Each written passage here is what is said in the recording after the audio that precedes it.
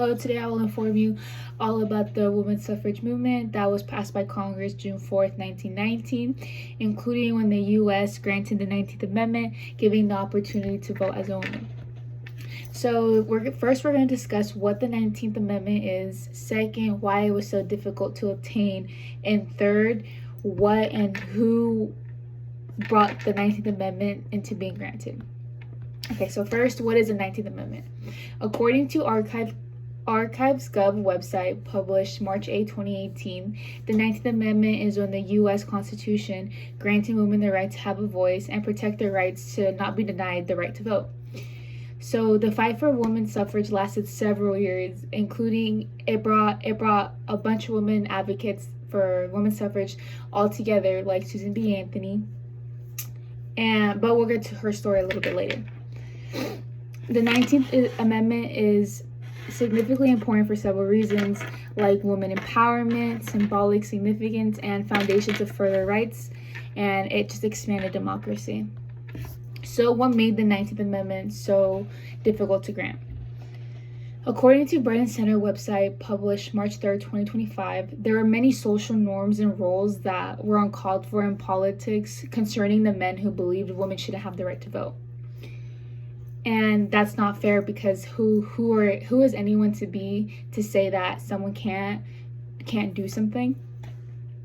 But women also face mockery, public shaming, harassment, and economic suffrage. And to me, out of that whole bracket, I think economic suffrage might have been the worst to deal with as a woman back then. And the reason why is because if you were a woman, just give an example. If you were a woman and you decided, or not that you decided, you got left. You didn't even have the chance to like say anything on it.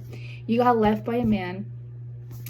You were gonna suffer. Either if you weren't under someone else's responsibility, like income wise, you were gonna suffer, because women couldn't obtain a job. You couldn't own property.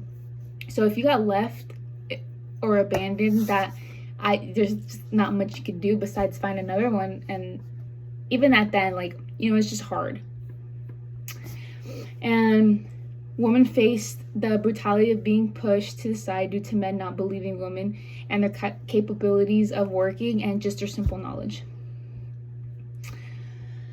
How did the 19th Amendment begin to come together? Okay, so according to Key Figures Movement website published January 22nd, 2026, there are courageous women like Susan B. Anthony who advocated to be heard and speak for all of women in the U.S. So women began to work as nurses, desk clerks, and overall just had office jobs.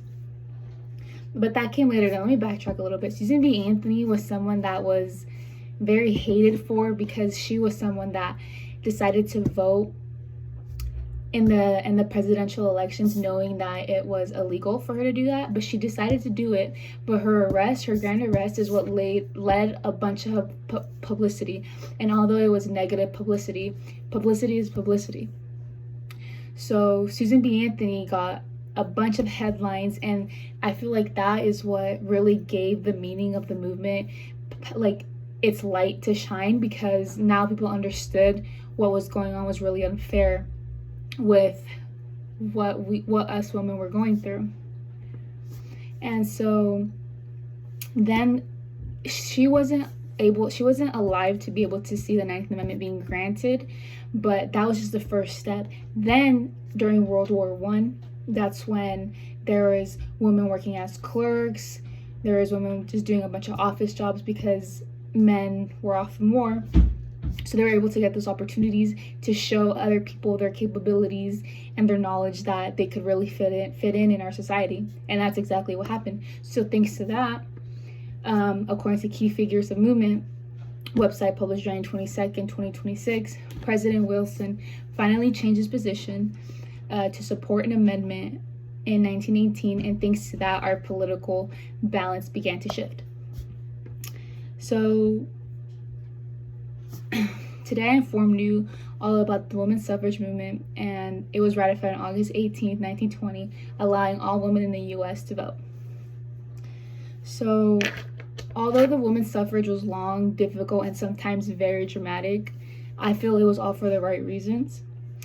Thanks to those who spoke up, like Susan B. Anthony again, that had the courage to speak up, because her normal was rare in the real world, and that's what brought her to have all these grand gestures towards us that gave us the freedom to freedom of speech, basically, for women. But thanks to her and women like her that advocated for me, for everyone watching this video, we now have the same opportunities as men, and changed all of our norms, our social roles that the US had in previous decades. So that wraps up my video. Thanks for watching.